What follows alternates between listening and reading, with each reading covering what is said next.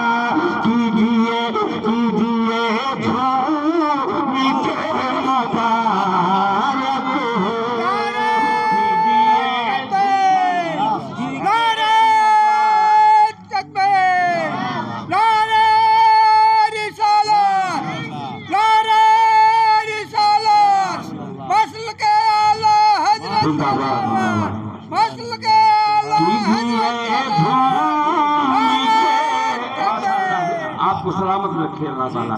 ہاں وقت بہت کم ہے، میں تیزی کے ساتھ زیادہ سے زیادہ شعر سنانے کی کوشش کروں گا اور بار بار ریپیٹ کروں گا تو معاملہ اچھا نہیں رہے گا۔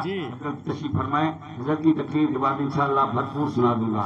ہاں محبت سے بول دے سبحان اللہ۔ جس کو چوما ہے مالک کل نے، جس کو چوما ہے میرے آقا نے، جس کو چوما ہے میرے آقا نے، جس کو چوما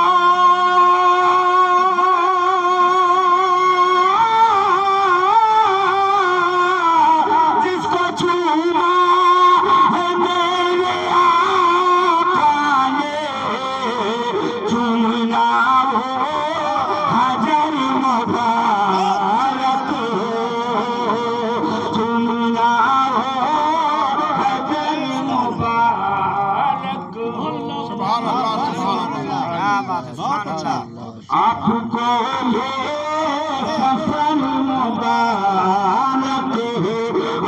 کو یہ سفر مبارک ہو،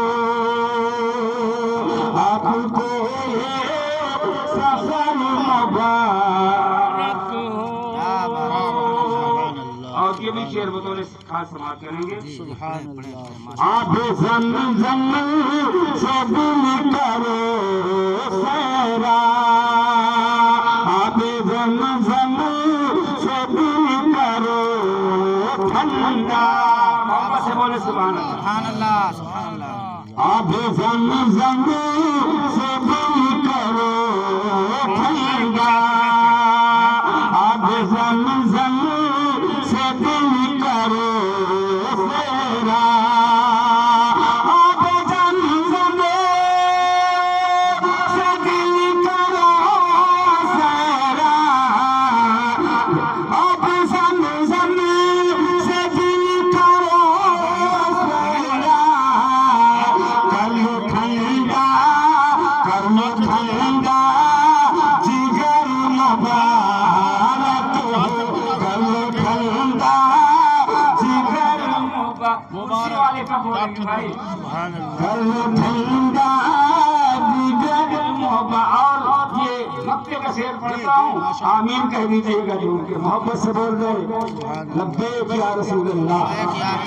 مجمع یہاں سے وہاں میرے حق میں بھی کیجیے گا دعا، سب کے حق میں بھی کیجیے گا دعا، میرے حق میں بھی کیجیے گا دعا، میرے حق میں بھی کیجیے گا دعا، یہ دعا کرو اصل مبارک ہو، یہ دعا کرو اصل مبارک ہو۔ 300 ہو گیا، 200 ہو گیا۔ محمد مونس خان ٹھیک نا؟ اس کا نام تھا منیس۔ میں نے اگلی بار آیا تو میں نے کہا آپ کا نام مونس رکھ دیا جائے۔ جی مفتی صاحب ریکارڈ میں ہی رہنے دیجیے گا، نہیں گڑبڑ ہو جائے گا۔ جی جی جی۔ ایک مطلب دو شعر واپس سے بول دے سبحان اللہ۔ شیر حرم چلا، شیر حرم چلا، شیر حرم چلا، کوئی گھر بار چھوڑ کے، شیر حرم چلا، شیر حرم چلا، کوئی گھر بار چھوڑ کے، لوٹے گا کیسے پہنچے، لوٹے گا کیسے پہنچے، سرکار چھوڑ کے، لوٹے گا کیسے پہنچے، سرکار چھوڑ کے، لوٹے گا کیسے پہنچے، اب جینے کی دل میں اب کوئی حسرت نہیں رہی، سبحان اللہ۔ واہ واہ واہ، سبحان اللہ۔ جینے کی دل میں اب کوئی حسرت نہیں رہی، جینے کی دل میں اب کہ جینے کی دل میں اب کوئی حسرت نہیں رہی، یا رب تیرے حبیب کا، یا رب تیرے حبیب کا دربار چھوڑ کے، یا رب تیرے حبیب۔ اور سنیں سبحان اللہ۔ کلمہ نبی کا پڑھ کے مسلمان ہو گئے کلمہ نبی کا پڑھ گئے کلمہ نبی کا پڑھ کے مسلمان ہو گئے حضرت عمر نے ہاتھ سے حضرت عمر نے ہاتھ سے تلوار چھوڑ کے حضرت عمر نے ہاتھ سے چلتے چلاتے ایک مطلع دو تین شعر بڑی تیزی کے ساتھ محبت سے ایک بار انشاءاللہ اللہم صلی علی سیدنا محمد صلی اللہ علیہ وسلم صلی اللہ علیہ وسلم صلاۃ و سلام علیک یا سیدی یا رسول اللہ صلی اللہ علیہ وسلم مطلع سماعت کریں بارہ اور پڑھیں گے مجھے پاس اللہم صلی علی صلی اللہ علیہ وسلم صلاۃ و سلام علیک یا سیدی یا رسول اللہ صلی اللہ علیہ وسلم سمودا سے سمودا سے سوے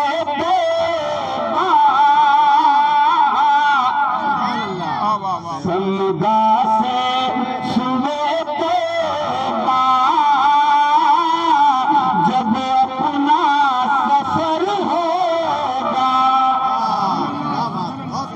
یہ ہمارے شہر الہ آباد ایک شاعر گزرے ہیں راج الہ آباد جی جی ماشاءاللہ جو یہ ترنم آپ اکثر پڑھا کرتے عزیزان گرامی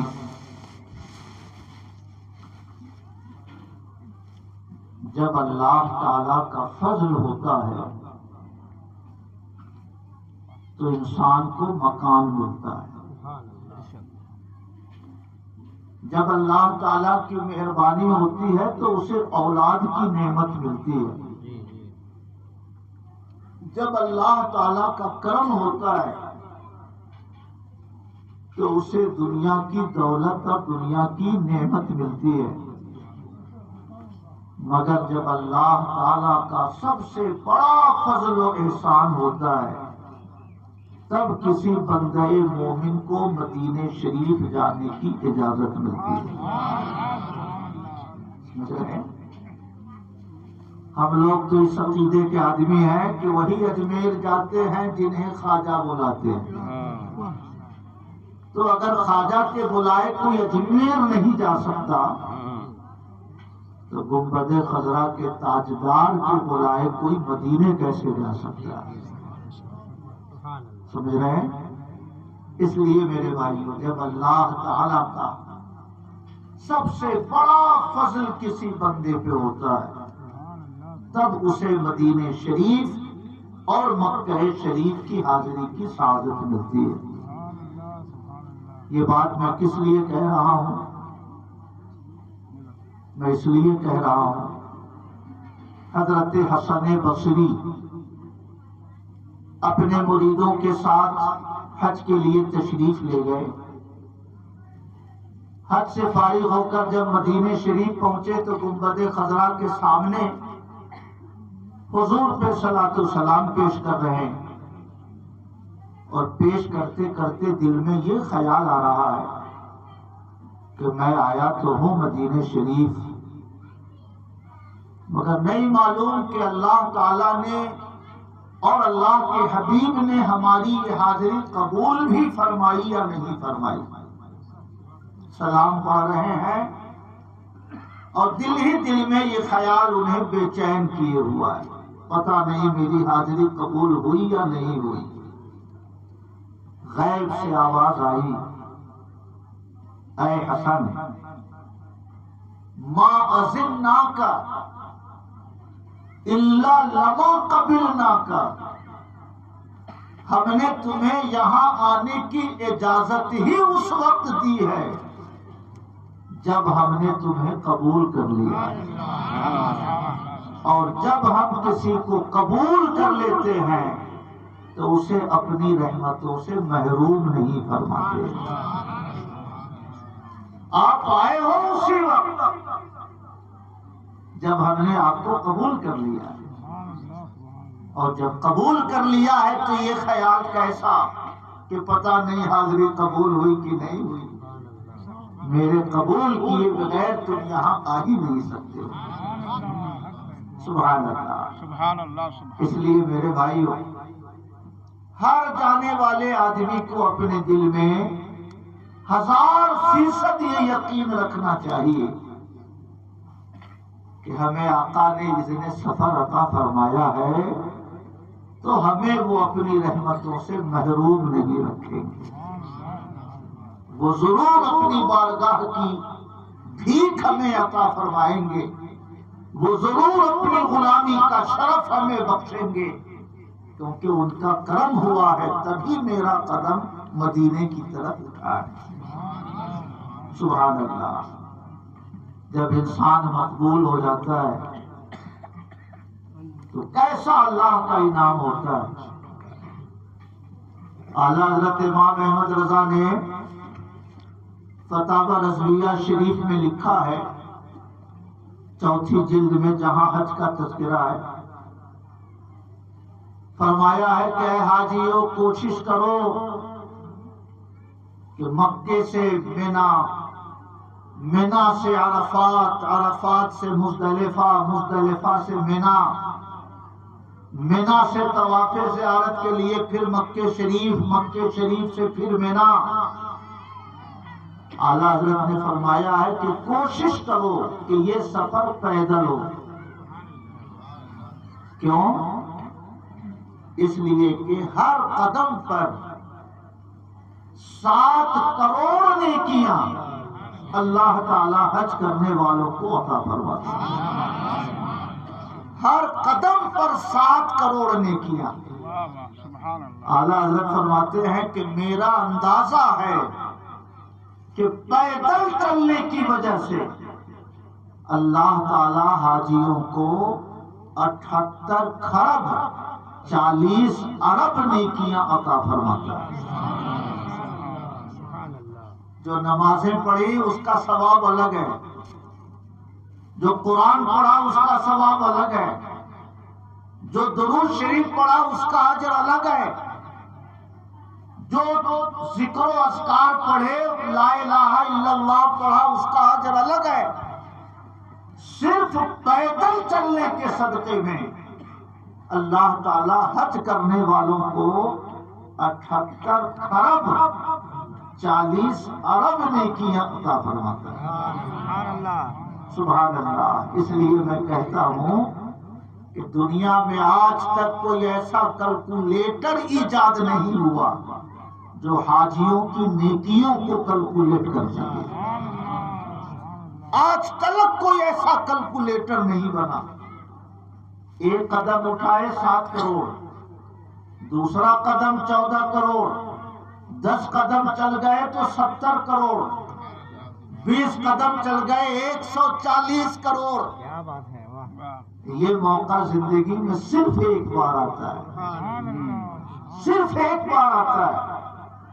اس لیے میرے بھائیوں، مکان بنے کہ نہ بنے، زمین اور جائیداد خریدو کہ نہ خریدو، بال بچوں کی شادی بڑے عالیشان انداز میں کرو کہ نہ کرو، مگر ایک سفر مکہ مکرمہ کا، ایک سفر مدینہ منورہ کا ضرور کرو، کیونکہ یہ سفر اگر اللہ قبول کر لے تو ماضی کی زندگی کا حساب بھی برابر ہو جاتا ہے، اور مستقبل کے لیے بھی اللہ تعالیٰ کروڑوں نیکیوں کی سوغات عطا فرما دیتا ہے۔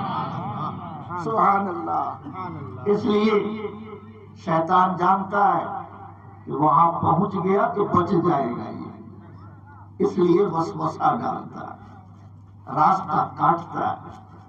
کسی بھی بھائی سے کہیے ارے عمرہ تو کر لیجئے، کہا بیٹوں کو شادی کر لوں تب کروں گا۔ ارے بھائی صاحب ایک بار حج تو کر لیجئے، اللہ نے خوشحالی دی ہے آپ کو، ذرا مکان بنا لوں تب سفر کروں گا۔ کچھ نہ کچھ بہانہ، کچھ نہ کچھ رکاوٹ وہ ضرور پیش کرے گا۔ وہ اس کا اپنا عذر نہیں ہے، وہ اندر جو نفس ہے اور باہر سے جو شیطان اس کے سر پہ کھڑا ہے وہ اس کا راستہ روکتا ہے کہ پہنچ گیا تو اس کا سارا حساب برابر ہو جائے گا، اس لیے پوری قوت لگا دیتا ہے یہ کسی طرح وہاں پہنچ نہ سکے۔ اس لیے میرے بھائیوں، میں ایک کتاب ہے امام محی الدین نووی کی الاذکار، اس کے بارے میں علماء کہتے ہیں کہ بِعِدَّار وَاشْتَرِ الْأَذْكَارِ، گھر بیچنا پڑے تو بیچ دو مگر وہ کتاب خرید کے اپنے گھر میں ضرور رکھو۔ سمجھ رہے؟ گھر بیچنا پڑے تو بیچ دو مگر وہ کتاب ضرور اپنے گھر میں رکھو۔ دعاؤں کی کتاب ہے، وظیفے کی کتاب ہے، صبح اٹھے تو کیا پڑھے، جمعہ کے دن درود شریف کتنا پڑھے، جمعرات کی رات میں آدمی کو کیا کیا کرنا چاہیے، اگر کسی آدمی کو کسی غم کا سامنا ہو تو کیا پڑھنا چاہیے۔ یہ اپنے زمانے کے کتب تھے۔ امام شرف الدین نووی 737 ہجری میں انتقال ہوا، 737 یا 67 میں انتقال ہوا۔ پوری زندگی روزہ رکھا، 24 گھنٹے میں ایک ٹائم کھاتے تھے، 24 گھنٹے میں ایک ٹائم کھاتے تھے۔ وصیت فرمائی کہ میری قبر پہ گنبد مت بنانا۔ لوگوں نے ان کے علمی مقام و مرتبے کے پیش نظر گنبد بنایا۔ آج بھی دمشق میں جہاں پر ان کا مزار ہے وہ گنبد بھی پھٹا ہے، دیواریں بھی پھٹی ہیں۔ یہ ان کی دعاؤں کی قبولیت کا معاملہ تھا۔ ان کی کتاب کے بارے میں یہ بات علماء نے لکھی ہے، بِعِدَّار وَاشْتَرِ الْأَذْكَارِ، گھر بیچنا پڑے بیچ دو مگر وہ کتاب اپنے پاس ضرور رکھو۔ اگر ایک کتاب کے لیے گھر بیچا جا سکتا ہے تو گنبد خضرا کی زیارت کے لیے بھی گھر بیچا جا سکتا ہے، مکہ مکرمہ کی حاضری کے لیے بھی بسہ دو بسہ بیچا جا سکتا ہے، کیونکہ اس سے بڑی سعادت ایمان باللہ اور ایمان بالرسول کے بعد انسانی زندگی میں کچھ اور نہیں ہے کہ آدمی اپنی گنہگار نگاہوں سے نبی کا گنبد اقدس دیکھ لے، انسان اپنی نگاہوں سے خانہ کعبہ کے انوار و تجلیات کو دیکھ لے۔ خواجہ غریب نواز نے اپنے ملفوظات میں لکھا کہ خانہ کعبہ کو ایک نظر دیکھنا 1000 سال کی عبادت سے زیادہ افضل ہے۔ ایسے دیکھنا، صرف دیکھنا 1000 سال کی عبادت سے افضل ہے۔ سبحان اللہ۔ اس لیے میرے بھائیو، جب اللہ تعالیٰ کا بڑا کرم کسی بندے پہ ہوتا ہے تب اسے مدینے کی حاضری نصیب ہوتی ہے۔ اب وہاں سے آ کر بچا سکے کہ نہ بچا سکے، وہاں سے آ کر پھر پچھلی زندگی کی کثافتوں میں وہ مبتلا ہو جائے، یہ اس کا اپنا عمل ہے، مگر وہاں سے کوئی خالی ہاتھ نہیں آتا ہے۔ وہاں سے ہر جانے والا اپنے دامن زندگی کو نیکیوں سے بھر کر آتا ہے۔ اس لیے میرے بھائیوں، حج کا سفر یہ اللہ کو راضی کرنے کا سفر ہے۔ حج کا سفر اپنی زندگی کو گناہوں سے پاک کرنے کا سفر ہے۔ حج کا سفر ماضی کو بھی بہتر بنانے کا سفر ہے اور مستقبل کی زندگی کو بھی روشن اور تابناک بنانے کا سفر ہے۔ سبحان اللہ۔ میرے بھائیوں، تھوڑی سی گفتگو ہر مسئلے پہ میں عرض کر دوں، شاید کچھ بات ان کے کام آ جائے ہمارے حاجی صاحب کے۔ حدیث شریف میں ہے کہ جب پہلی نظر خانہ کعبہ پہ پڑتی ہے تو 70,000 فرشتے دعاؤں پر آمین کہنے کے لیے اللہ کی طرف سے مقرر رہتے ہیں۔ سبحان اللہ، سبحان اللہ۔ مگر یہ چانس کم لوگوں کو ملتا ہے۔ آپ ایسے باہر سے داخل ہوئے، پھر سیڑھی سے نیچے اترے، پھر تھوڑا سا آگے بڑھے، پھر سیڑھی سے نیچے اترے، یعنی باہر کا جو گراؤنڈ لیول ہے اس سے میرے اندازے سے 10-20 فٹ نیچے ہے خانہ کعبہ والا مطاف صحن۔ ہر جانے والے کے دل میں تجسس رہتا ہے کدھر ہے کدھر، اسی ہے کدھر میں یہ چانس ختم ہو جاتا ہے، سمجھ رہے ہیں؟ نظر پڑ گئی، جھٹکے میں کام ختم ہو گیا، جو دعا کرنے کا موقع تھا وہ آپ کے ہاتھ سے نکل گیا۔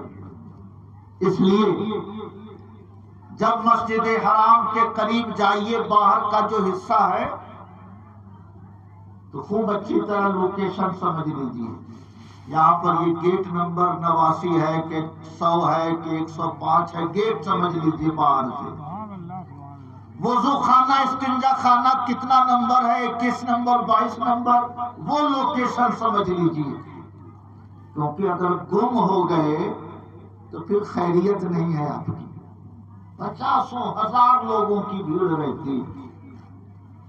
ہمارے ساتھ 2 سال پہلے ایک صاحب گئے بگاڑو کے، سب کچھ سمجھا بجھا کر ہم لوگ اندر لے گئے، مگر اللہ کی مشیت شوہر بیوی دونوں گم ہو گئے، اور گم ہوئے تو 1 ہفتہ تک ان کا کوئی پتہ نہیں چلا، 1 ہفتہ تک۔ روز ہم لوگ جاتے، جہاں پہ ہری بتی کا نشان ہے وہاں پہ تلاش کرتے، صفا مروہ میں صحیح سے فارغ ہو کر بیٹھے رہتے کہ اگر دوڑ رہے ہوں گے تو کہیں نہ کہیں نظر پڑ جائے گی، مگر کاہے کو ملنے جائے۔ 1 ہفتہ تک غائب رہ گئے۔ 4 دن تو شوہر بیوی دونوں ساتھ میں تھے، مگر 3 دن ایسے گزرے کہ شوہر بیوی بھی آپس میں جدا ہو گئے۔ 50,000 کی بھیڑ رہتی ہے، کتنا بھی آپ ہاتھ تھامے رکھیں یاور صاحب کا، مگر جب ریلا آئے گا تو یاور صاحب الہ آباد کی طرف اور یہ جبل پور کی طرف الگ الگ سمت میں بچھڑ جائیے گا۔ اس لیے لوکیشن سمجھنا بہت ضروری ہے۔ ہوٹل سے نکل کر، عزیزیہ سے چل کر، بس سے جہاں اس نے اتارا، مسجد حرام جہاں پہ وہ گھڑی والا ٹاور ہے اس کے آس پاس جب آپ پہنچے تو پوزیشن سمجھ لیجئے، تاکہ کبھی بھی طواف کر کے آپ باہر نکلے تو وہاں آ سکیں۔ خیر، جب آپ نے پوزیشن اچھی طرح سمجھ لیا تو اب مسجد حرام کے اندر قدم لے جائے، اندر داخل کیجئے۔ لوگ جاتے رہتے ہیں، آپ بھی جاتے رہیے، نظر ادھر ادھر نہ پھیریے، نظر جھکائے ہوئے دھیرے دھیرے کلمہ شریف لبیک اللہم لبیک، اگر احرام میں ہے تو لبیک پڑھتے رہیے، احرام میں نہیں ہے تو جو بھی کوئی وظیفہ آپ کو پڑھنا ہو پڑھتے رہیے، مگر نظر جھکائے ہوئے دھیرے دھیرے پڑھتے رہیے۔ لوگ چل رہے، آپ بھی چلتے رہیے۔ جب وہ سلیٹر جو سیڑھی چلتی ہے اس سیڑھی کے ذریعے جب نیچے اتریے، سفید سنگ مرمر سے وہ پورا مطاف پیک ہے، جب وہاں پہنچ جائیے اور لوگوں کو گھومتے ہوئے جب آپ دیکھیں گے تو اندازہ ہو جائے گا کہ یہیں پر خانہ کعبہ ہے۔ جب آپ کو لگ جائے کہ اب میں خانہ کعبہ کے قریب آ گیا ہوں تو اب ایسے آنکھ اٹھائیے اور غور سے خانہ کعبہ کو دیکھتے رہیے، روتے رہیے، جتنی دعائیں کرنی ہو کرتے رہیے۔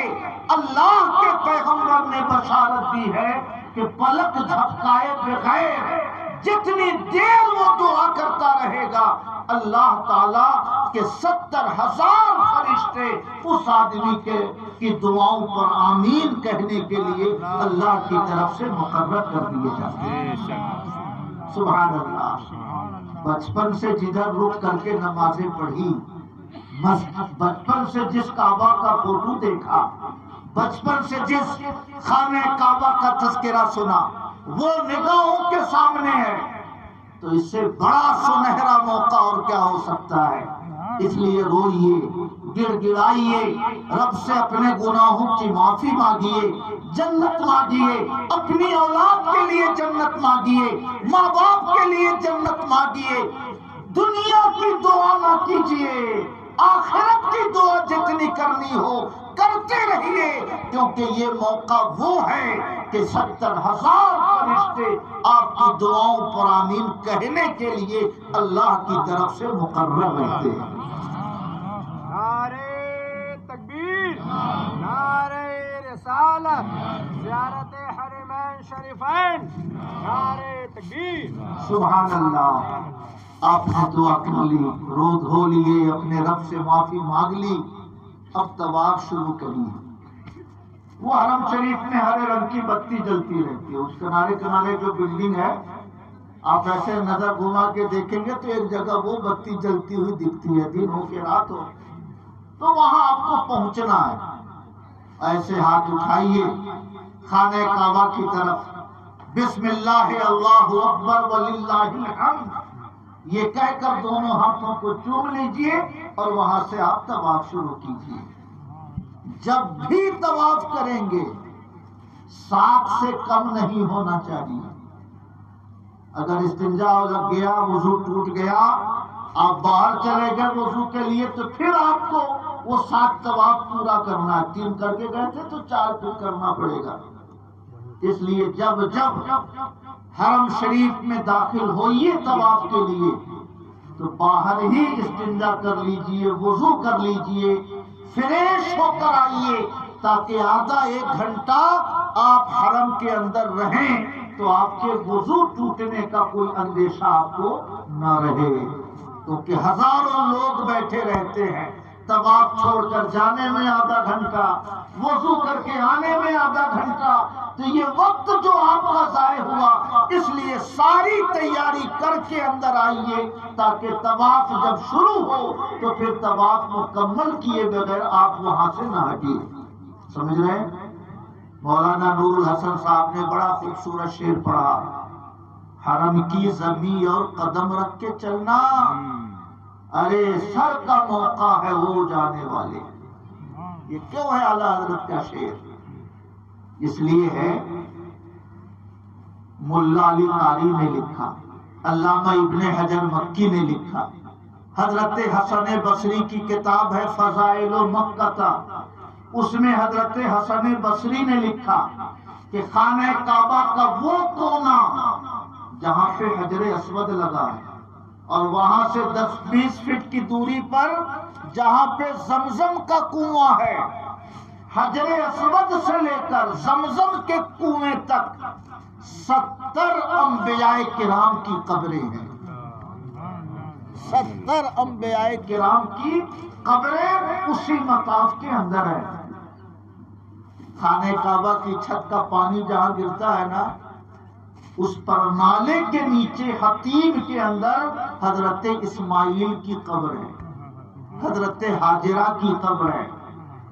علامہ یوسف نبہانی نے لکھا کہ بعض کسی بزرگ کا قول نقل کیا کہ جب بھی میں خانہ کعبہ کو دیکھتا ہوں تو رکن یمانی کے پاس حضرت عیسیٰ علیہ السلام کو اپنے غلاموں کے ساتھ بیٹھا ہوا پاتا ہوں، مقام مستجاب کے قریب حضرت ابراہیم کو اپنے اصحاب کے ساتھ بیٹھا ہوا دیکھتا ہوں۔ جب بھی میں خانہ کعبہ کو دیکھتا ہوں تو حضرت جبریل امین خانہ کعبہ کا پردہ تھامے ہوئے دعا کرتے رہتے ہیں، یا واجدو یا ماجدو لا تزل عنی نعمت انعمتہا علیہ، اے میرے پروردگار تو نے جو بھی نعمت مجھے دی ہے میرے مولا وہ نعمت میرے ہاتھوں سے چھین نہ لینا، یہ نعمت میرے ساتھ ہمیشہ باقی رہنے دینا۔ کہیں حضرت ابراہیم بیٹھے ہیں، کہیں حضرت عیسیٰ بیٹھے ہیں، کہیں حضرت موسیٰ بیٹھے ہیں، کہیں حضرت جبریل خانہ کعبہ کا پردہ تھامے بیٹھے ہیں۔ حجر اسود سے لے کے زمزم تک 70 انبیاء کرام کی قبریں ہیں۔ مطاف کے اندر 300 پیغمبروں کی قبریں ہیں۔ سبحان اللہ، اگر عام مسلمان کی قبر پہ پاؤں نہیں رکھ سکتے تو اتنے بڑے بڑے جلیل القدر پیغمبر کی قبروں پر پاؤں رکھنے کی ہمت کسے ہو سکتی ہے؟ لیکن میرے بھائیوں، چونکہ قبروں کا نشان مٹ گیا، اور اگر ہم قبر کا احترام کریں تو خانہ کعبہ کا طواف کیسے ہوگا؟ خانہ کعبہ عمرہ اور حج کے ارکان کی ادائیگی کیسے ہوگی؟ نشان مٹ گیا، اس لیے لوگوں کو طواف کرنے کی اجازت ہے۔ اگر وہ قبر ظاہر ہو جائے تو کسی عام مومن کی قبر پہ پاؤں نہیں رکھ سکتے، اتنے بڑے بڑے پیغمبروں کی قبروں پر کسی ایمان والے کو پاؤں رکھنے کی اجازت کیسے ہو سکتی ہے؟ اس لیے اعلیٰ حضرت نے فرمایا حرم کی زمین اور قدم رکھ کے چلنا، ارے سر کا موقع ہے، چلنا ہے تو سر سے چلو، ارے سر کا موقع ہے ہو جانے والے، کہیے سبحان اللہ، اور محبت سے کہیے سبحان اللہ۔ اس لیے میرے بھائیوں، میں آپ سے عرض کرنا چاہتا ہوں، ایک بزرگ کے مزار کا پتہ چل جائے ریوا میں تو ہزاروں ہزار مسلمان جاتے ہیں، اور جہاں 300 انبیاء کرام جلوہ گر ہیں، وہاں کسی کو جانے کا موقع مل جائے تو وہ اپنے مقدر پہ ناز کرے گا کہ نہیں؟ اپنے مقدر پہ فخر کرے گا کہ نہیں؟ کرے گا نا؟ اس لیے میرے بھائیوں، ہر جانے والے کو ایک ایک لمحہ قیمتی سمجھنا چاہیے، ایک ایک لمحے کو اللہ کے ذکر و فکر میں گزارنا چاہیے، اور ہمیشہ دعا کرنا چاہیے، گر پڑ کے یہاں پہنچا، مر مر کے اسے پایا، گر پڑ کے یہاں پہنچا، مر مر کے اسے پایا، چھوٹے نہ الہی اب سنگے درے جانا نا، سبحان اللہ، آباد اسے کر دے، ویراں ہے دل نوری، جلوے تیرے بس جائیں، آباد ہو ویرانہ۔ ہمیشہ دعا کرنی چاہیے کہ دوبارہ اس سرزمین پر آنے کا موقع ملے کہ نہ ملے، اس لیے آدمی کو ہر لمحہ اللہ کے ذکر و فکر میں گزارنا چاہیے۔ کہیے سبحان اللہ، درود شریف پڑھیے، اللہم صلی علی سیدنا و مولانا محمد معدن الجود والکرم وعلی آلہ وصحبہ وبارک وسلم۔ عام طور سے کدھر گئے ہمارے رضوان بھائی؟ ان کو کہیے کھانا پینا لوگ کھلا لیں گے، وہ بیٹھے ہیں آدھا گھنٹہ۔ عام طور سے اگر پتہ چل جائے پولیس والوں کو، باہر والوں کو کہ یہ عمرہ نہیں کر رہے، کرتا پاجامہ میں ہے، تو نیچے نہیں جانے دیتے، اس کو اوپر بھیج دیں حرم شریف میں۔ اور اگر احرام کی چادر اوڑھے ہوئے ہیں تو پھر آپ کو اندر جانے دیں، وہاں کے انتظامی صورتحال کے سبب، تاکہ بھیڑ نہ جمع ہو جائے۔ اور اوپر کا جو ایریا ہے مسجد حرام کا، وہ ڈبل ہے، یعنی نیچے اگر طواف کرنے میں آدھا گھنٹہ لگا تو اوپر سے طواف کرنے میں 1 گھنٹہ لگے گا، سمجھ رہے ہیں؟ تو اب بہت سارے لوگ یہ مسئلہ پوچھتے ہیں کہ ہم احرام میں نہیں ہیں، مگر احرام کی چادر اوڑھ کر کے ہم جائیں تاکہ کوئی ہم کو نہ روکے جانے سے، تو ایسا کرنا جائز ہے کہ نہیں؟ سمجھ رہے ہیں؟ ہم نے عمرہ کی نیت نہیں کی، مسجد عائشہ جا کر ہم نے احرام نہیں باندھا، مگر ہوٹل سے ہم چادر اوڑھ کے جائیں، ایک نیچے ایک اوپر، تاکہ پولیس والے ہم کو روکے نہ جانے سے، تو ایسا کرنا جائز ہے کہ نہیں؟ تو عام طور سے یوٹیوب پر وہابی دیوبندی مولوی کہتے ہیں کہ یہ دھوکہ ہے، عمرہ میں ہے نہیں اور چادر اوڑھ کے دکھا رہے ہیں کہ ہم عمرے میں ہیں، تو یہ دھوکہ دینا ہے، اس لیے ایسا نہیں کرنا چاہیے۔ مگر میں ذاتی طور سے یہ سمجھتا ہوں کہ کسی کو طواف سے روکنا یہ ان کی غلطی ہے، کسی کو طواف سے روکنا یہ ان کی غلطی ہے۔ جیسے آج کل قانون لگایا گورنمنٹ نے کہ کوئی قربانی نہیں کر سکتا، ہم کو پیسہ دینا پڑے گا۔ سعودی گورنمنٹ نے یہ قانون لگایا کہ کوئی قربانی نہیں کر سکتا، ہم کو پیسہ دینا پڑے گا، یہ ان کا ظلم ہے۔ اگر ہم قربانی کر سکے، کسی آدمی سے بات کر کے جانور خرید کر کے کسی ہوٹل میں قربانی کر لے، کہیں جنگل میں قربانی کر لے حدود حرم کے اندر، تو آپ کو اس سے کیا پریشانی؟ مگر حکومت یہ چاہتی ہے کہ پیسہ جمع کرے۔ ہم لوگ اپنے بھائیوں سے کہتے ہیں کہ پیسہ جمع مت کریے گا، کیونکہ وہ ہیں وہابی۔ ہندوستان میں اگر وہابی کے ہاتھ کا ذبح کیا ہوا مرغا کھانا جائز نہیں، تو وہاں پہ کوئی وہابی بکرا ذبح کر دے تو وہ قربانی کیسے جائز ہو؟ سمجھ رہے ہیں؟ اس لیے ہم لوگوں نے اپنے ملنے جلنے والوں کو یہی کہا کہ پیسہ نہیں جمع کرنا ہے۔ عام طور سے قربانی کی کوئی نہ کوئی صورت پیدا ہو جاتی ہے۔ ہوٹل والے، بنگلہ دیش والے، سیلس مین وغیرہ، کوئی ملنے جلنے والا قربانی کے لیے آپ کے لیے راستہ پیدا کر دے گا۔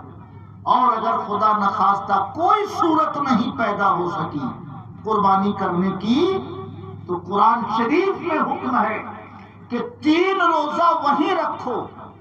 کہا؟ مکہ شریف میں حج سے پہلے 3 روزہ رکھو، وَسَبْعَةٍ إِذَا رَجَعْتُمْ، اور 7 روزہ جب گھر لوٹ جاؤ حج کرنے کے بعد، تب انڈیا آ کر کے 7 روزہ رکھو۔ قربانی اگر نہ بھی ہو سکی تب بھی یہ 10 روزہ قربانی کے قائم مقام ہو جائے۔ کہیے سبحان اللہ۔ تو قربانی سے روکنا یہ ان کا ظلم ہے، طواف سے روکنا یہ ان کا ظلم ہے۔ اس لیے ہم زبان سے کہیں کہ میں احرام میں ہوں تب تو جھوٹ ہوگا، لیکن میں زبان سے نہ کہوں، صرف چادر لپیٹوں تاکہ مجھے اوپر نہ بھیجا جائے، میں نیچے ہی طواف کر سکوں، تو میرے لحاظ سے اس میں کوئی گناہ کی بات نہیں ہے۔ بہرحال رضوان صاحب کا قلب جو گوارا کرے وہی کرے۔ پیغمبر فرماتے ہیں استفت قلبک قبل ان یفتاک المفتون، کسی عالم کے فتویٰ دینے سے پہلے اپنے دل سے فتویٰ پوچھو، جو تمہارا دل گوارا کرے وہی کام کرو، کیونکہ مومن کے دل میں ایمان کا نور ہوتا ہے۔ جب بھی کوئی آدمی غلط کام کرے گا تو دل اس کو روکے گا، کائے کرنے جا رہے گا۔ بہرحال 7 طواف کر لیا۔ 7 طواف کرنے کے بعد وہی ہری بتی سے شروع ہوگا اور ہری بتی پہ ختم ہوگا۔ 7 طواف کرنے کے بعد 2 رکعت واجب الطواف پڑھنا ہر بار واجب ہے۔ نفلی طواف کریں تب بھی، عمرہ والا طواف کریں تب بھی، حج والا طواف زیارت کریں تب بھی، جب بھی طواف کریں گے تو 7 چکر سے کم نہیں ہونا چاہیے، اور جب بھی 7 چکر پورا ہوگا تو 2 رکعت واجب الطواف پڑھنا یہ واجب ہے۔ سمجھ رہے ہیں؟ خیر، یہ ساری چیزیں ہمارے رضوان صاحب سمجھ چکے ہوں گے ٹریننگ میں، مگر کچھ باتیں میں الگ سے عرض کرتا ہوں۔ اب صفا مروہ کی صحیح کا ٹائم آیا۔ طواف کر لیا، طواف کرنے کے بعد صفا مروہ کی صحیح کرنی ہے، تو وہابیوں نے، سعودیوں نے جھنجھٹ یہ پیدا کیا ہے کہ وہاں صفا یہاں مروہ، تو 7 چکر اسی کے بیچ میں لگانا ہے نا ہم کو، مگر بھیڑ کا بہانہ بنا کر صفا مروہ یہاں ہے، تو صفا سے مروہ وہ تو اپنی حد میں ہے، مروہ سے صفا اپنی حد میں ہے، مگر صفا سے جو مروہ جانا ہے وہ وہاں سے کر دیا، یعنی صفا مروہ پہاڑی کی حد کے باہر وہ ہو گیا۔ کون سا؟ مروہ سے جو صفا آنا ہے یہ حد کے اندر ہے، مگر صفا سے جو مروہ جانا ہے وہ دونوں پہاڑیوں کی حد کے باہر ہے۔ سمجھ رہے ہیں؟ اس کی وجہ سے بہت سارے علماء یہ مشورہ دیتے ہیں کہ 7 چکر کی جگہ 14 چکر لگائیے۔ صفا سے مروہ گئے تو باہر ہو گیا، باہر کا مطلب ان ویلڈ ہو گیا، تو مروہ سے جو صفا آئیں گے یہی نہ ویلڈ ہوگا، تو جب 14 چکر لگائیں گے تب 7 چکر اس میں ویلڈ ہوا۔ मगर सफा से मरवा कम से कम आधा किलोमीटर है। 7 चक्कर का मतलब 3.5 किलोमीटर और 14 चक्कर का मतलब 7 किलोमीटर। 7 किलोमीटर दौड़ते दौड़ते आदमी का हाल खराब हो जाएगा ना। जब भी गए उम्रा करने तो 7 किलोमीटर दौड़ना पड़ा, है तो मुश्किल काम। इसलिए मैं अपने मिलने जुलने वालों को मशवरा देता हूं कि मरवा से सफा, ये तो हज के अंदर है, इसमें कोई घबराने वाली बात नहीं, मगर सफा से जो मरवा का बनाया है उन लोगों ने, तो उधर न जाकर जो इधर वाले एरिया से लगा हुआ है, जैसे एक दौड़ने की जगह ये है, बीच में व्हील चेयर वालों का है, इधर सफा से मरवा जाने वालों का है। तो जब भी आप सफा से मरवा के लिए चले तो बहुत ज्यादा उधर ना जाकर जो व्हील चेयर वालों का एरिया है उससे सट कर आप चले, ताकि आपकी सही के अदा होने में कोई शुबह बाकी न रहे। समझ में आई मेरी बात रिजवान साहब? सफा से जो मरवा चलना है तो 50 फीट है, तो इधर नहीं जाना है, इधर से नहीं दौड़ना है क्योंकि ये बाहर है।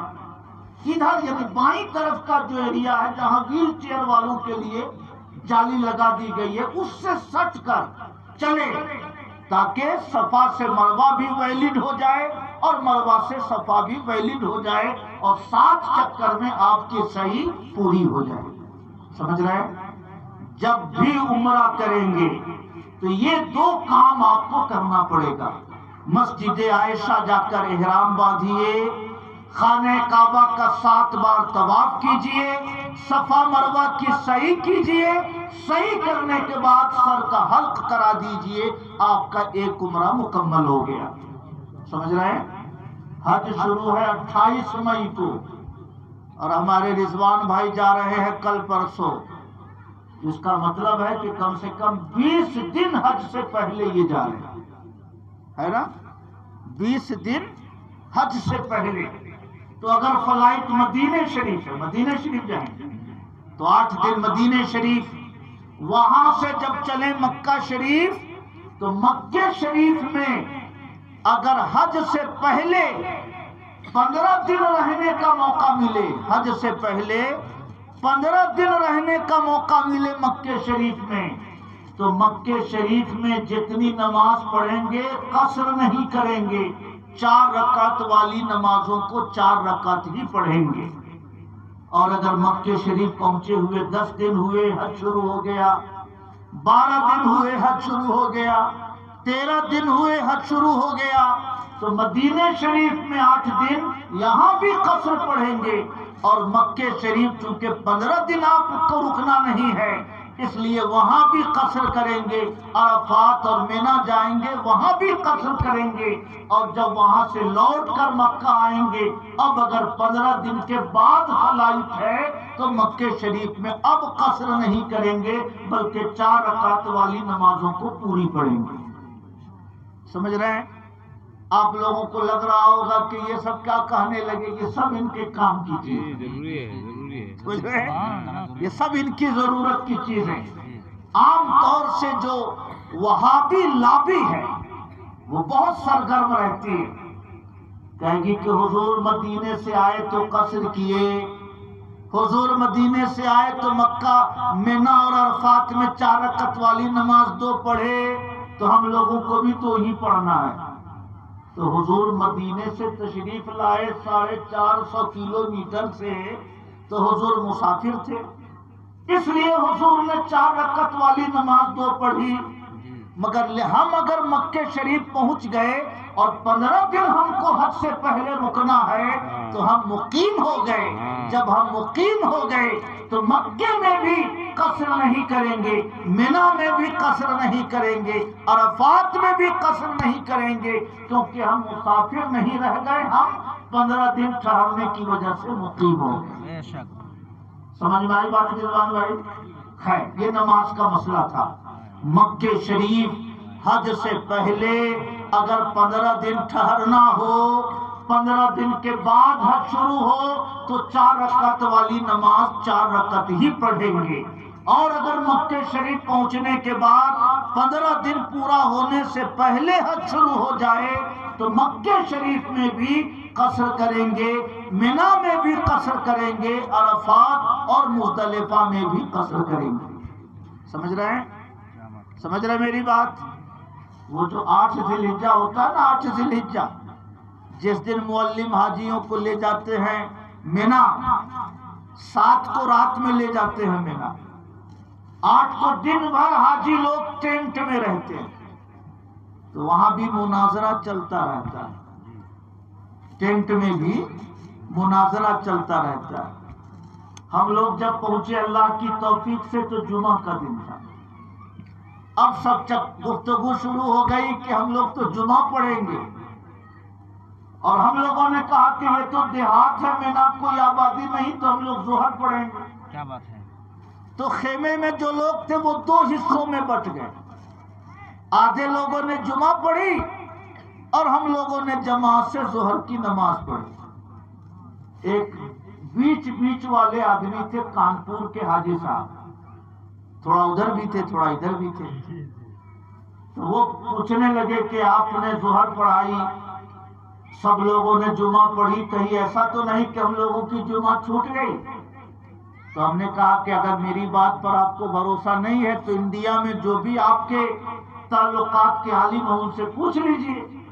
تو انہوں نے کانپور کے کسی 1-2 عالم کو فون لگایا، تو ان لوگوں نے بھی یہی کہا کہ مینا میں چونکہ کوئی آبادی نہیں، کوئی مکان نہیں، حج کے دنوں میں لوگ آتے ہیں، حج کے بعد پورا سناٹا رہتا ہے، اس لیے وہاں پر جمعہ قائم کرنے کی اجازت ہر آدمی کو نہیں ہے، آپ لوگوں کو ظہر ہی پڑھنا چاہیے۔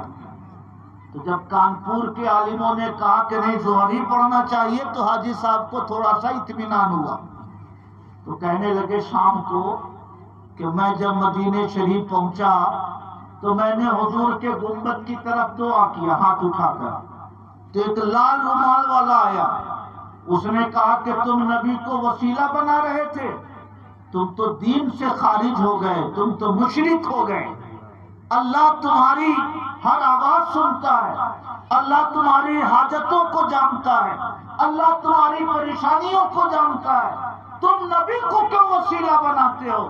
تم نے نبی کو وسیلہ بنا کر شرک کا کام کیا ہے، تم ایمان سے خارج ہو گئے ہو، توبہ کرو۔ تو حاجی صاحب نے کہا کہ اسی دن سے میں بہت پریشان ہوں، بچپن سے میں دعا کرتا ہوں یا اللہ نبی کے صدقے میں بخش دے، یا اللہ نبی کے صدقے میں حج کرا دے، یا اللہ نبی کے صدقے میں میرے بچوں کو شفا دے دے، بچپن سے دعا کرتا ہوں تو نبی کے وسیلے سے، مگر وہاں والے نے کہا کہ آپ تو مشرک ہو گئے، تو اس دن سے میرے دل میں بہت تردد ہے کہ بچپن سے میں شرک کا کام کرتا رہا، میری تو پوری زندگی برباد ہو گئی۔ سمجھ رہے؟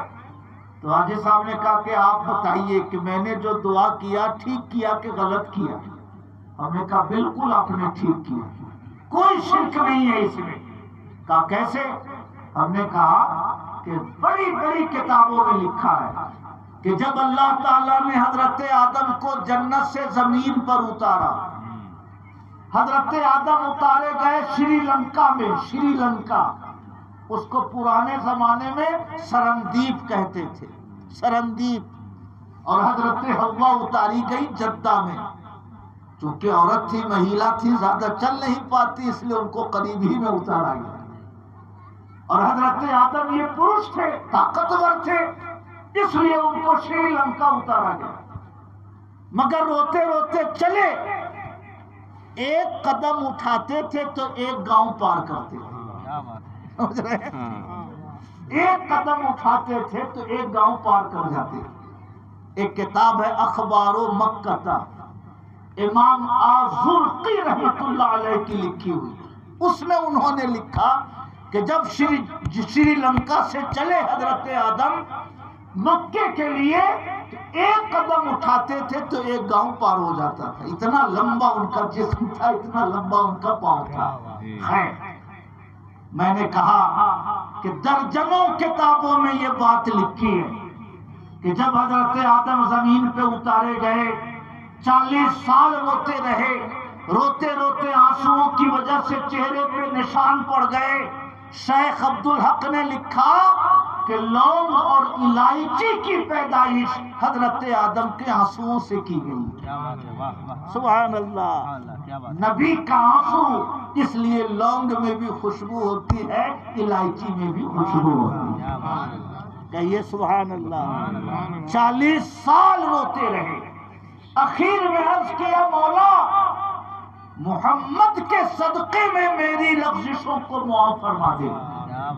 غیب سے آواز آئی آدم آپ کو کیسے پتا کہ یہ محمد کون ہے؟ انہوں نے عرض کیا مولا جنت سے جب میں عرش کو دیکھتا تھا تو عرش کے ہر ستون پر ایک کلمہ لکھا ہوا تھا، لا الہ الا اللہ محمد الرسول اللہ. فعلمت انک ما ضممت الی اسمک الا احب الخلق الیک. اسی دن مجھے پتا چل گیا کہ تم نے لا الہ الا اللہ میں اپنے نام کے ساتھ جن کا نام جوڑا ہے وہ ساری مخلوق میں سب سے زیادہ چہیتے ہیں تیری بارگاہ میں، تبھی تو تم نے اپنے نام کے ساتھ جوڑا ہے. مولا جب جنت سے میں عرش کو دیکھتا تھا اس دن میں یہ کلمہ لکھا ہوا پاتا تھا. مولا انہی کے صدقے میں میری لغزشوں کو معاف فرما دیا. اللہ تعالیٰ نے لغزشوں کو معاف فرما دیا. تو میں نے کانپور والے حاجی صاحب سے کہا کہ جب ہم لوگوں کے باپ کو اللہ تعالیٰ کے آخری پیغمبر کے وسیلے سے لغزشوں کی معافی کی گئی تو اگر بیٹوں نے پیغمبر کو وسیلہ بنایا تو اس میں شرک کی کون سی بات ہے؟ اس میں ایمان کے خلاف کون سی بات ہے؟ اس لیے آپ نے اگر دعا کی ہے یا بچپن سے دعا کرتے رہے ہیں تو آپ نے حضرت آدم کی سنت کے مطابق دعا کیا ہے. اس میں ایمان کے خلاف کوئی بات نہیں. کہیے سبحان اللہ. حاجی صاحب ایسے کانپنے لگے. کہا اتنے دنوں سے میرے دل میں تردد تھا، آج آپ کی باتوں سے میرے دل کو بہت ٹھنڈک پہنچی ہے. جی دل صاف تھا. ہاں دل صاف تھا اس لیے مان گئے. کالے لوگ ہوتے نہیں مانتے. بہرحال 8 ذی الحجہ کا جو دن ہوتا ہے وہ پنچایت والا دن ہوتا ہے. جیسے یہاں بہت سارے لوگ ہیں نا، کوئی خیری کھا رہا ہے، کوئی گٹکا کھا رہا ہے، کوئی لندن بتیا رہا ہے، کوئی ویڈیو کال کر رہا ہے، وہاں بھی طرح طرح کے لوگ ہوتے ہیں. اس لیے میں اپنے بھائی حاجی رضوان صاحب سے گزارش کروں گا کہ دنیا کیا کر رہی ہے اس سے کوئی لینا دینا نہیں. آپ بھلا تو جگ بھلا. اپنی حالت پر نظر رکھیے. ایک ایک لمحہ قرآن پڑھنا آتا ہے قرآن پڑھنے میں گزاریے. درود یاد ہے درود میں گزاریے. سبحان اللہ والحمدللہ ولا الہ الا اللہ. کلمہ تمجید یاد ہے کلمہ تمجید پڑھیے. میں نے دلائل الخیرات شریف پیش کیا ہے کہ جہاں رہیے گا پڑھیے گا. اگر دلائل الخیرات شریف بیگ میں ہو تو ایک حزب 2 حزب وہی پڑھ لیجئے، کیونکہ ہر عمل بزرگوں نے لکھا قبول بھی ہو سکتا ہے رد بھی ہو سکتا ہے، مگر نبی پر جو درود بھیجا جائے وہ درود کبھی رد نہیں ہوتا. کہیے سبحان اللہ. اس لیے دنیا والے کیا کر رہے ہیں اس سے کوئی لینا دینا نہیں. آپ کو اپنا سارا وقت قرآن کی تلاوت میں، درود شریف کی تلاوت میں، ذکر و اذکار میں گزارنا ہے. کیوں؟ یہ لمحے زندگی میں بار بار آیا نہیں کرتے. یہ لمحے زندگی میں بار بار آیا نہیں کرتے. دوبارہ میں نہ جانا ملے کہ نہ ملے. دوبارہ عرفات کی وہ وادی اپنی رحمتوں کے ساتھ آپ کی زندگی میں جلوہ گر ہو کہ نہ ہو. اس لیے ایک ایک لمحہ اللہ کے ذکر میں، اللہ کے تصور میں گزاریے، کیونکہ یہ زندگی کا سب سے قیمتی وقت ہوتا ہے. خیر ٹیمپریچر بہت رہے گا رضوان صاحب. یہ تو اپریل میں 40-42 انڈیا میں شروع ہو گیا. وہاں تو دسمبر میں 40-45 رہتا ہے. دسمبر میں وہاں 40-42 رہتا ہے. اس لیے ٹمپریچر بہت ہوگا، گرمی بہت ہوگی، چھوٹی والی چھتری رکھیے گا، کبھی بھی دھوپ میں ایسے نہیں نکلیے گا، پانی زیادہ سے زیادہ پیجیے گا، تیز دھوپ سے اپنے آپ کو بچائیے گا۔ اگر ہو سکے تو عمرہ کا سفر، طواف کا سفر رات میں کیجیے گا، کیونکہ وہاں رات کا منظر بڑا سہانا رہتا ہے، آپ کو لگے گا ہی نہیں کہ رات ہے کہ دن ہے۔ اس لیے رات میں عمرہ کیجیے، رات میں طواف کیجیے، صبح کی نماز پڑھ کے لوٹیے گا، سو جائیے گا، 12-1 بجے ہوٹل میں اٹھ کر کھانا وانا کھائیے گا۔ دن کا زیادہ تر وقت ہوٹل پہ گزاریے، رات کا وقت زیادہ سے زیادہ حرم میں گزاریے، ہے نا؟ خیر، 8 تاریخ کو جب آپ مینا پہنچے، اب میں عمرہ سے حج پر آ گیا، عمرہ سے حج پر آ گیا۔ 8 کا جو دن ہے اس میں ایک کام آپ کو ضرور کرنا ہے، جہاں پر بھی آپ کا خیمہ ہو اس خیمے کا لوکیشن سمجھ لیجیے۔ یہ روڈ ہے سوق العرب، یہ روڈ ہے ملک عبدالعزیز روڈ، یہ روڈ ہے شارع الجمرات۔ اب اگر خیمہ ہے اس روڈ پر اور آپ مزدلفہ سے جب لوٹے تو گھس گئے اس روڈ میں، تو اب دن بھر کی چھٹی ہو گئی آپ کی۔ 1 وے ہے وہاں کا راستہ، ادھر سے جائیے گا واپس نہیں آ سکتے، ادھر چلے گئے تو اب جمرات جائیے، کراس کریے، پھر ادھر سے گھوم کے پھر یہاں آئیے، پھر یہاں سے نیچے اتریے تب خیمہ میں جائیے۔ یہ بہت مشکل وقت رہتا ہے، اور 70% حاجی 70% حاجی 10 تاریخ کو گم ہو جاتے ہیں، خیمہ نہیں پہنچ پاتے، سمجھ رہے ہیں؟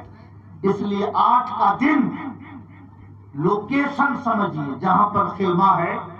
اب تو سننے میں آیا کہ سڑک کا کلر الگ الگ کر دیا، یعنی کسی روڈ کو سفید پینٹ سے پینٹ کر دیا، کسی روڈ کو بلو کلر سے پینٹ کر دیا، کسی کو ہرے سے پینٹ کر دیا۔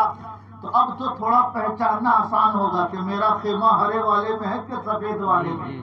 بہرحال اگر یہ پینٹ ہے تب تو آسانی ہے، اور اگر نہیں ہے تو وہاں پہ جو پول ہوگا اس کا فوٹو لے لیجئے گا موبائل میں، نمبر لکھ لیجئے گا 23/12 18/33، تاکہ جب آپ مزدلفہ سے لوٹے تو خیمہ میں پہنچنے میں آپ کو کوئی دشواری نہ ہو۔ تو لوکیشن سمجھیے اچھی طرح۔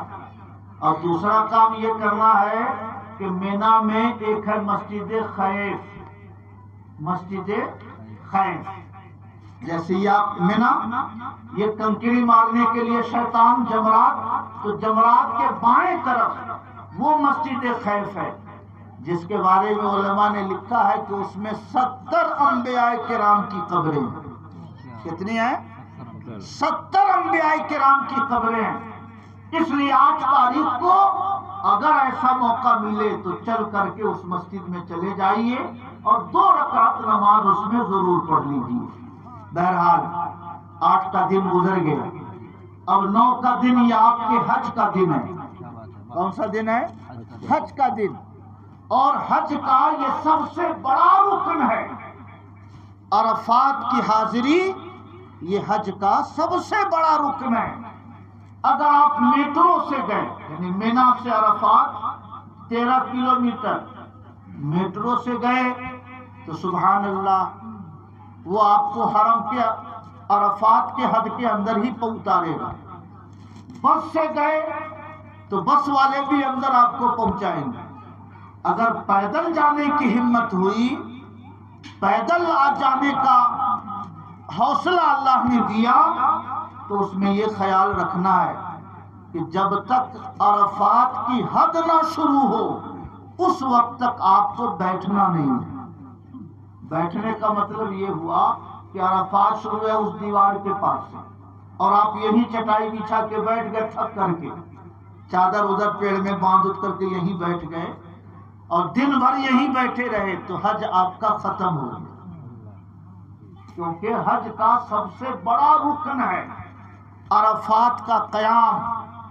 اس لیے وہ دیوار سے اگر عرفات شروع ہے تو 10 فٹ ہی صحیح، مگر اندر جا کر بیٹھیے، کیونکہ اگر ظہر سے لے کے مغرب تک 10 منٹ کے لیے بھی عرفات کے اندر آپ نہیں داخل ہوئے تو آپ 100 اونٹ قربان کر دیجئے گا مگر آپ کا حج نہیں ہو سکے گا. اس لیے یہ بہت کیئر کرنے والی بات ہے. اگر میٹرو سے گئے تب تو کوئی خطرہ نہیں، میٹرو والے وہی اتاریں گے آپ کو، بیچ میں اسٹیشن ہی نہیں ہے کہ آپ بیچ میں اتر جائیں. میٹرو والے تو وہی اتاریں گے، بس والے بھی وہی پہنچائیں گے. لیکن اگر پیدل جانے کا ہوا تو اس میں یہ خیال رکھنا ہے دن بھر عرفات کی دھوپ آپ کو سہنی ہے. خیمے میں ہے تو خیمے میں تو ایئر کنڈیشن لگا رہتا ہے، اس میں تھوڑی مشقت کم ہوگی. دھوپ میں اگر ہیں درخت وغیرہ میں چادر باندھ کے بھی بہت سارے لوگ، لاکھوں لاکھ لوگ بیٹھے رہتے ہیں. چونکہ حج کا وہ پہلا دن ہے اس لیے پہلے دن لوگ تازہ دم رہتے، مگر شام ہوتے ہوتے حاجیوں کی حالت بہت خستہ ہو جاتی ہے، بہت پوزیشن کمزور ہو جاتی ہے. اس لیے 9 ذی الحجہ کا روزہ یہ سب سے افضل روزہ ہے. اگر کوئی انڈیا میں رہنے والا، پاکستان میں رہنے والا قربانی سے 1 دن پہلے روزہ رکھے 9 تاریخ کو تو 2 سال کا گناہ معاف ہوتا ہے. 1 سال اگلا اور 1 سال پچھلا، 2 سال کا گناہ صغیرہ معاف ہوتا ہے. لیکن حاجیوں کو اس دن روزہ رکھنا مکروہ ہے. کیوں؟ اس لیے کہ اسے عرفات میں جانا ہے، عبادت کرنی ہے، قرآن پڑھنا ہے. اگر روزہ کی وجہ سے پہلے ہی کمزور ہو گیا تو اس کے لیے عبادتوں کی ادائیگی میں دشواری ہوگی. بہرحال شام ہوتے ہوتے حالت بہت کمزور ہو جاتی ہے. علامہ عبد الوہاب شعرانی نے لکھا ہے کہ شام ہوتے ہوتے حالت اس لیے بھی کمزور ہو جاتی ہے کہ جیسے کسی آدمی پر آسیب ہو، کسی کو بھوت پکڑ لے، کسی پر جن کا سایہ ہو جائے، تو جب اس کو جھاڑ پھوک کرنے کے بعد جن کا سایہ ہٹے تو آدمی بے ہوش ہو جاتا ہے، ایسا لگے گا جیسے اس میں جان نہیں. جب شیطان ہٹتا ہے تو لگتا ہے کہ آدمی کے جسم میں جان نہیں ہے.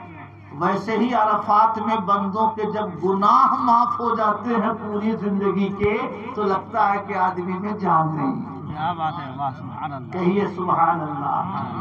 حضرت حسن فرماتے تھے سب سے بڑا گناہ کبیرہ یہ ہے کہ کسی آدمی کو میدان عرفات میں پہنچنے کا موقع مل جائے اور اس کے دل میں وسوسہ رہے کہ پتہ نہیں گناہ معاف ہوا کہ نہیں ہوا، معاف ہوا کہ نہیں ہوا. یہ سب سے بڑا گناہ کبیرہ ہے. اس دن ہر آدمی کو 1000% یقین رکھنا چاہیے کہ اللہ نے میری زندگی کے تمام گناہ معاف فرما دیے. کہیے سبحان اللہ. حدیثوں میں ہے جب ہزاروں لوگوں کا مجمع، لاکھوں لوگوں کا مجمع جمع ہوتا ہے تو اللہ تعالیٰ فرشتوں سے فرماتا ہے فرشتوں میرے یہ بندے کیوں آئے ہیں؟ فرشتے کہتے ہیں مولا تیری رحمت کی تلاش میں آئے ہیں. اللہ تعالیٰ فرماتا ہے میں نے سب کو بخش دیا اگرچہ سمندر کے جھاگ کے برابر گناہ ہو مگر میں نے سب کے گناہوں کی مغفرت فرما دی. کہیے سبحان اللہ. اس لیے میرے بھائیوں میں آپ سب سے عرض کرنا چاہتا ہوں عرفات کا دن یہ حج کا سب سے اہم دن ہوتا ہے اور سب سے مشکل دن ہوتا ہے. کیا ہوتا ہے؟ مشکل دن. شام ہوتے ہوتے حاجیوں کی حالت اتنی کمزور ہو جاتی ہے یاور صاحب کہ جب یہاں سے چلے ان کو جانا ہے کہاں، کون سا گاؤں ہے بیچ میں؟ سولنگ، یا وہ جو کسر جانا ہے. اگر کسر سے مزدلفہ شروع ہے تو لوگ آدھا کلومیٹر ادھر ہی چٹائی بچھا کے سوئے رہتے ہیں. سمجھ رہے ہیں؟ کسی سے کہیے بھائی چلو چلو وہاں سے شروع ہے، یہاں سو گے تو ایک دم دینا پڑے گا، 10,000 کا بکرا ذبح کرنا پڑے گا. تو کتنے لوگ کہتے ہیں کہ اب ہم سے کچھ نہ ہو پائی، اب ہم سے کچھ نہ ہو پائی. ایک پاکستان کا نوجوان بلال نام کا، ہمارے علاقے کے ایک عالم نے یہ بات بیان کی کہ مزدلفہ شروع ہے آگے سے، وہ چٹائی بچھا کے یہیں سویا تھا. میں نے اس سے کہا ارے بھائی حد میں تو چلو ورنہ دم ہو جائے گا. اس نے کہا مولانا صاحب میں اتنا تھک گیا ہوں کہ اب اگر کچھ نہ کروں تب بھی اللہ میرے حج کو قبول کر لے گا.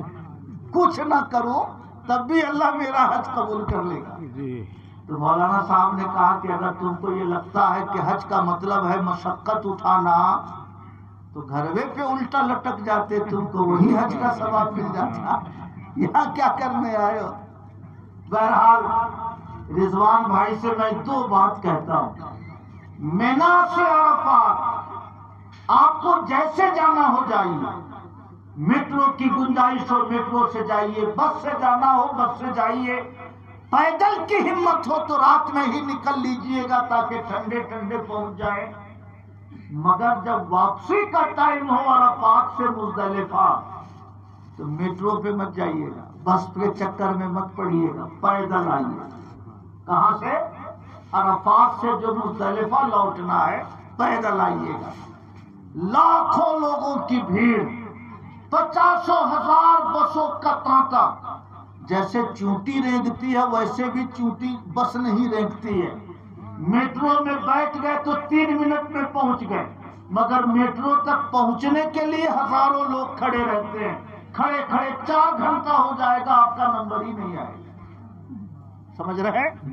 2 گھنٹہ 4 گھنٹہ کھڑے رہ جائیے گا باہر، اندر جانے کی نوبت ہی نہیں آئے گی. اس لیے واپسی جب ہو عرفات سے مزدلفہ تو خوب یاد رکھیے پیدل آنا ہے، نہ بس پہ بیٹھنا ہے نہ میٹرو پہ جانا ہے.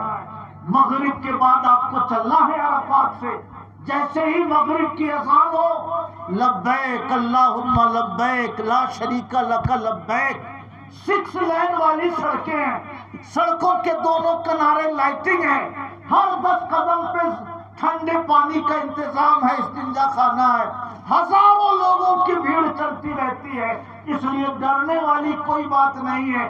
بھلے سے 6 کلومیٹر ہے مزدلفہ، مگر 1 گھنٹے میں آپ پہنچ جائیں گے. آپ کو لگے گا ہی نہیں کہ میں پیدل چلا ہوں. سمجھ رہے ہیں؟ اس لیے مینا سے عرفات جیسے جانا ہو جائیے، مگر واپسی پیدل کیجیے. اب آپ بس ایک بات 2 بات کہہ کر ختم کرتا ہوں. 10 کا دن آ گیا. مزدلفہ میں صبح صادق سے لے کر فجر تک، صبح صادق سے لے کر آفتاب کے نکلنے تک اسی ٹائم میں رکنا واجب ہے. مزدلفہ میں ٹھہرنے کا جو ٹائم ہے وہ رات بھر نہیں، صبح صادق سے لے کر سورج کے نکلنے تک. تو چونکہ تھکے رہیں گے اس لیے 1-2 گھنٹہ سو جائیے چٹائی وغیرہ بچھا کر، مگر 2 بجے 3 بجے اٹھ جائیے، فریش ہو لیجئے، وضو کر لیجئے اور اپنی ہی چٹائی پہ بیٹھ کر اللہ کا ذکر کیجئے، دعا کیجئے، گناہوں کی معافی مانگیے. اور صبح صادق سے لے کر آفتاب کے نکلنے تک وہیں بیٹھے رہیے. فجر کی نماز پڑھ کے وہاں سے مینا کے لیے روانہ ہو جائیے. اگر مینا 10ویں تاریخ، اس میں پہلا کام ہے شیطان کو کنکری مارنا، دوسرا کام ہے قربانی کرنا، تیسرا کام ہے حلق کرانا. یہ ترتیب واجب ہے، اس کے خلاف ہوا تب بھی دم دینا پڑے گا. اس لیے مینا سے جب 10ویں تاریخ کو چلے شیطان کو کنکری مارنے، اگر لگے کہ بھیڑ زیادہ ہے تو خیمے میں بیٹھ جائیے 1-2 گھنٹہ، کیونکہ زیادہ تر حاجی جو شہید ہوتے ہیں وہ 10ویں تاریخ کو شیطان کو کنکری مارنے کے وقت حادثہ ہوتا ہے. کیونکہ 50 لاکھ لوگوں کی بھیڑ اکٹھے جمع ہو جاتی ہے جمرات پر، اور اگر کوئی بھیڑ میں گر گیا تو اس کے لیے اٹھنا مشکل ہوتا ہے. تو اگر بھیڑ ہو تو 1-2 گھنٹہ خیمے میں رہ کر ظہر کے بعد جائیے، اور اگر بھیڑ نہ ہو تو سویرے مار لیجئے. اگر قربانی کی گنجائش ہو گئی تو جب قربانی کے بعد فون آ جائے کہ قربانی ہو گئی تب اپنے سر کا حلق کرائیے اور کرتا پاجامہ پہن لیجئے، کیونکہ آپ احرام سے باہر ہو چکے ہیں اور اللہ کے کرم سے آپ کا حج مکمل ہو چکا ہے. کہیے سبحان اللہ. یہ 3 چیزیں ہیں. پہلے کنکری، اس کے بعد قربانی اور اس کے بعد حلق۔ اگر قربانی کی صورت ہو گئی تو قربانی کے بعد حلق کرانا ہے، اور اگر قربانی نہیں ہوئی، روزہ رکھ رہے ہیں آپ، تو آپ کنکری مارنے کے بعد فوراً بھی سر حلق کرا سکتے ہیں، آپ کا حج مکمل ہو گیا۔ مگر ایک کام ابھی بچا ہے، طواف زیارت۔ کیا ہے؟ طواف زیارت۔ جیسے عرفات کا قیام چھوٹ گیا تو حج ختم، ویسے ہی طواف زیارت چھوٹ گیا تو حج ختم ہو گیا۔ طواف زیارت فرض ہے حج میں، اور یہ بہت مشکل چیز ہے۔ 10ویں تاریخ کو تو آدمی اتنا تھکا رہتا ہے کہ اس میں ہمت ہی نہیں ہوگی کہ پھر 4 کلومیٹر چل کے وہ مکہ شریف جائے۔ اس لیے 10ویں تاریخ کو تو سر حلق کرا کے اپنا خیمے میں کھا پی کر آرام کریے، مگر نماز نہ چھوٹے، قرآن پڑھیے، درود شریف پڑھیے۔ 11ویں تاریخ کو 11 ذی الحجہ ضرور طواف زیارت جا کے کر لیجیے، سمجھ رہے ہیں؟ 12 کے چکر میں نہ رہیے، کیونکہ 12 ذی الحجہ کو پوری بھیڑ مکے شریف چلی جاتی ہے۔ خانہ کعبہ کا طواف اندر سے ہوتا ہے، دونوں تینوں منزل سے ہوتا ہے، یہاں تک کہ مسجد حرام کے باہر سے لوگ طواف کرتے رہتے ہیں۔ رکشہ والوں کو کہیے گا طواف کرا دو، کہیں گے 1000 لیں گے، 1000 ریال، کیونکہ وہ جانتے ہیں کہ اگر طواف نہیں ہوا تو ان کا حج ختم ہو جائے، سمجھ رہے؟ اس لیے 10 کو تو ہو نہیں پائے گا، لیکن 11 کو ہر حال میں ظہر کے بعد اپنے خیمے سے نکلیے، تینوں شیطان کو کنکری مارتے ہوئے اسی روڈ سے جب آگے بڑھیے گا 50 قدم تو وہاں سے سرنگ کا راستہ وہ خانہ کعبہ جاتا ہے، جہاں حضور کی پیدائش کی جگہ ہے، وہیں پہ وہ سرنگ نکلتا ہے۔ 4 کلومیٹر ہے، مگر اکیلے چلنا ہو تب نہ پریشانی ہو، وہ تو ہزاروں ہزار کی بھیڑ چلتی رہتی ہے، اس لیے دھیرے دھیرے دھیرے دھیرے چلتے جائیے اور طواف زیارت کر کے پھر مینا واپس آ جائیے، پھر مینا واپس آ جائیے۔ میرے بھائیو، عرفات کا قیام یہ فرض ہے، احرام فرض ہے، طواف زیارت فرض ہے، یہ 3 چھوٹے تو حج ہی ختم ہو گیا۔ اور اگر شیطان کو کنکری نہیں ماری تو واجب چھوٹا، مزدلفہ میں نہیں ٹھہرے تو واجب چھوٹا، ترتیب کے خلاف ہوا تو واجب چھوٹا، اس میں 1 بکرا ذبح کر دیجئے گا تو آپ کا حج ہو جائے گا۔ بہرحال میں نے 1-2 بات آپ سب کے سامنے عرض کی، آپ کا سبجیکٹ نہیں ہے مگر ان کے لیے بہت ضروری سبجیکٹ ہے، چونکہ اگر آدمی اتنے مشکل سفر پہ جا رہا ہے، لاکھوں خرچ کر کے جا رہا ہے، اگر حج میں کوئی کمی رہ گئی تو بہت دشواری ہو جائے گی۔ اس لیے مجھے اندازہ ہے کہ تھوڑا میں نے آپ کا وقت زیادہ لیا، مگر چلتے چلتے ایک بات اور عرض کروں، یہ تو حج ہوا، حج کے علاوہ بھی کچھ کام ہے۔ حدیث شریف میں ہے کہ جو مسلمان 70,000 بار کلمہ طیبہ پڑھ لیتا ہے یا جس کے لیے پڑھ دیا جاتا ہے، غفر لہ، اس کے گناہوں کی بخشش کر دی جاتی ہے۔ سبحان اللہ۔ اس لیے میں نے رضوان بھائی کو تسبیح دی ہے 200 دانے والی، 5 بار پڑھیں گے تو 1000 ہو جائے گا۔ 1000 صبح میں پڑھ لیں، 1000 شام میں پڑھ لیں، 40 دن ٹھہرنا ہے، حج کے 4-5 دن مائنس بھی کر دیجئے تو روزانہ اگر 2-2 ہزار پڑھیں گے تو 70,000 پورا ہو جائے گا۔ 70,000 یہاں پڑھیے تو بخشش ہو جاتی ہے، مکہ شریف میں پڑھیے جہاں ہر کلمہ پر 1,00,000 کلمے کا ثواب ملتا ہے، وہاں پڑھنے کا موقع کسی کو مل جائے تو کتنی بڑی رحمت اور نعمت اس کی زندگی میں آ جائے گی۔ مدینہ شریف میں فرائض کے بعد سب سے افضل درود پڑھنا ہے۔ مدینہ شریف میں فرض نمازوں کے بعد سب سے افضل درود پڑھنا ہے، اور مکہ شریف میں فرائض و واجبات کے بعد سب سے افضل خانہ کعبہ کا طواف کرنا ہے۔ سمجھ رہے ہیں؟ سب سے افضل خانہ کعبہ کا طواف کرنا ہے۔ مگر قرآن پڑھنا آتا ہے تو ایک ختم قرآن ضرور پڑھیے گا۔ یہاں اگر 6 مہینہ کمرہ بند کر کے سارے رشتہ داروں سے سارے کاروبار کو بند کر کے بھی قرآن پڑھیے گا تو 1 لاکھ پارہ نہیں پڑھ پائیے گا، وہاں آدھے گھنٹے میں پڑھیے گا تو 1 لاکھ پارے کا ثواب مل جائے گا۔ ایک ختم پڑھ لیجئے گا 1 مہینے میں تو 1 لاکھ ختم قرآن کا ثواب مل جائے گا۔ اس لیے 1 ختم قرآن مدینہ شریف میں اور 1 ختم قرآن مکہ شریف میں ضرور پڑھیے گا۔